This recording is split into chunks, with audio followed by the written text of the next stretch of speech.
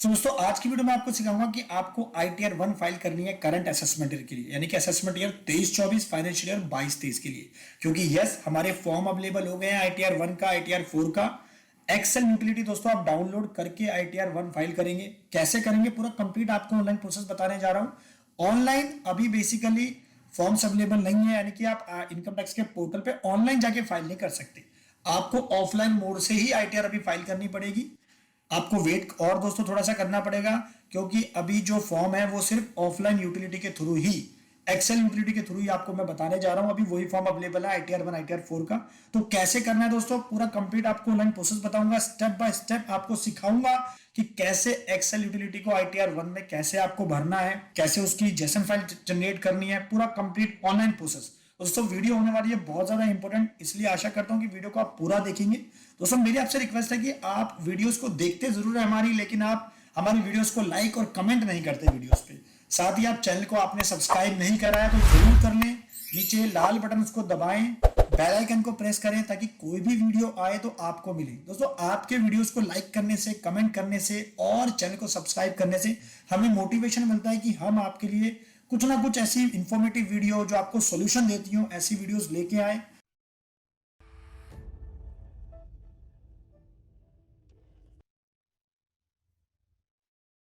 नमस्कार, मैं दीपक बैसला आपका स्वागत करता हूं हमारे YouTube चैनल पर।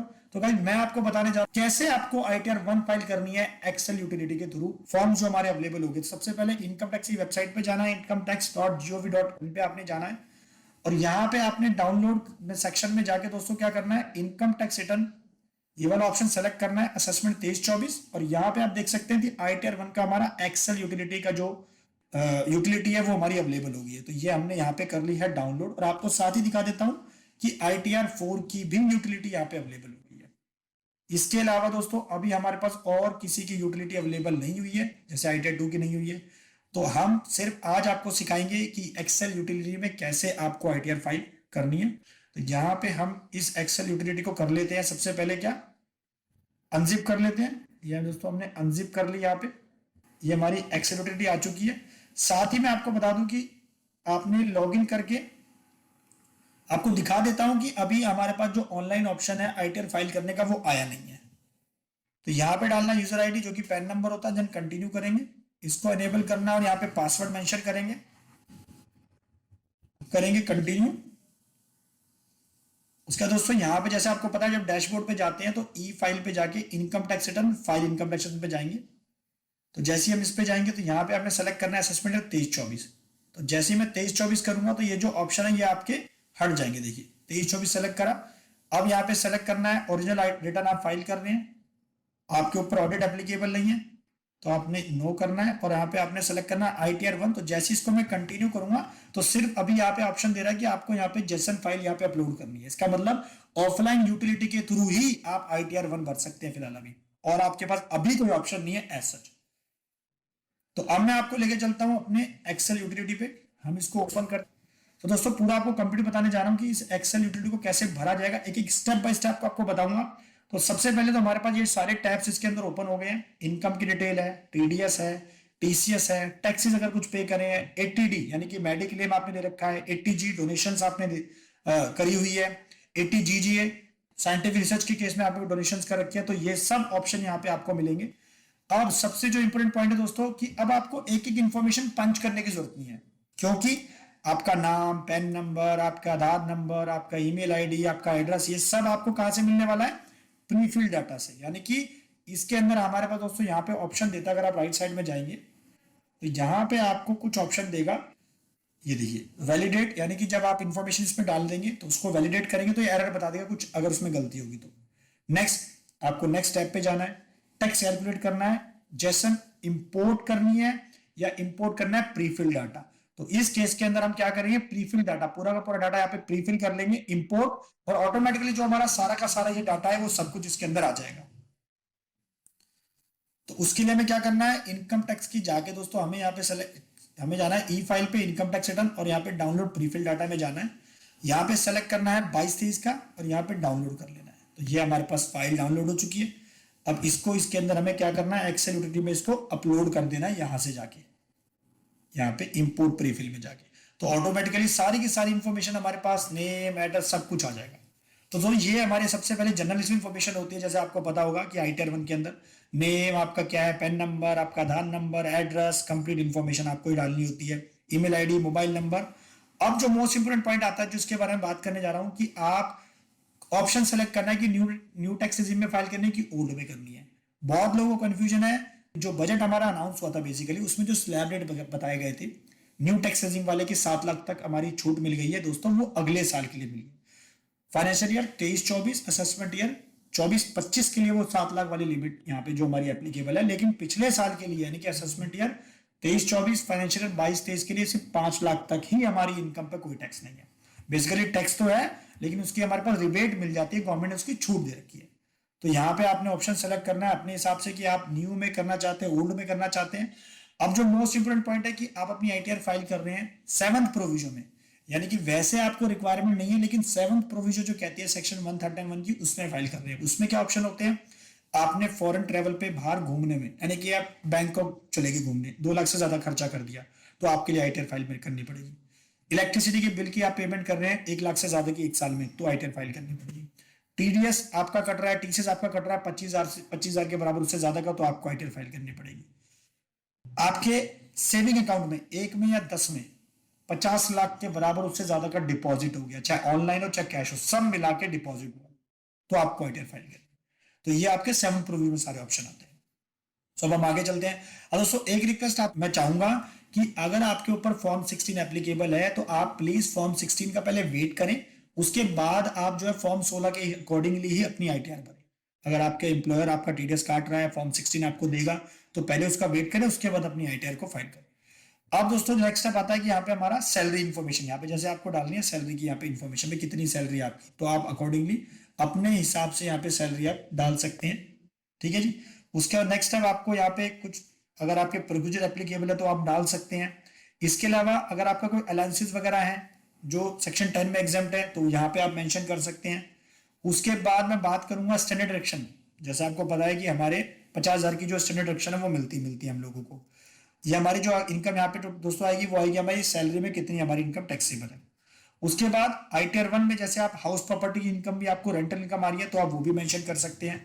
साथ ही आप मेंशन करेंगे अदर सोर्स से इनकम, जैसे कि आपकी कोई भी अदर सोर्स से इनकम है, जैसे सपोज जैसे मैं यहाँ पे डाल देता हूँ आपका कोई इंटरेस्ट है सेविंग अकाउंट से, तो आप यहाँ पे मेंशन कर सकते हैं उसको।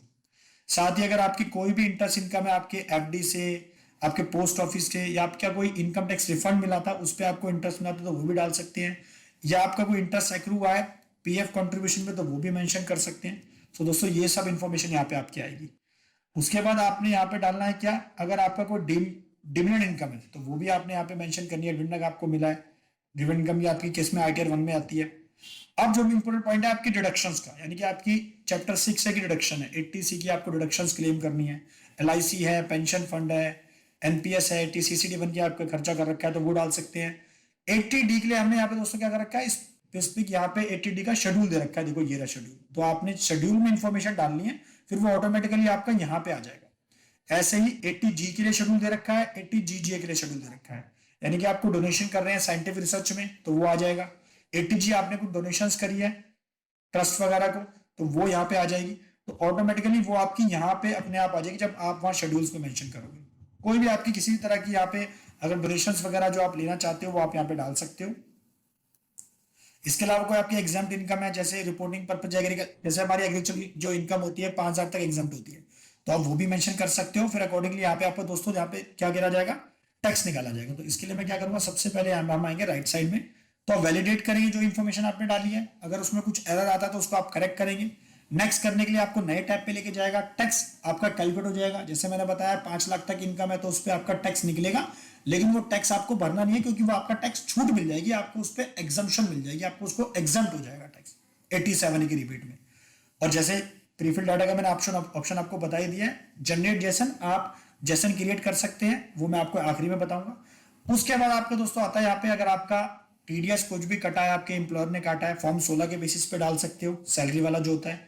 आपका अदर देन सैलरी के अलावा किसी और चीज में टीडीएस कटा है तो फॉर्म 16A आपके पास होना चाहिए, जिसने भी आपका काटा है आप उससे ले। फॉर्म 16A जैसे कि आपका पोस्ट ऑफिस ने इंटरेस्ट पे टीडीएस काट लिया, एफडी पे काट लिया, या किसी ने कुछ पेमेंट करी आपको अदर सोर्सेज में जो टैक्सेबल होती है उस पर काट लिया, तो यहाँ पे सब उसकी इन्फॉर्मेशन आएगी।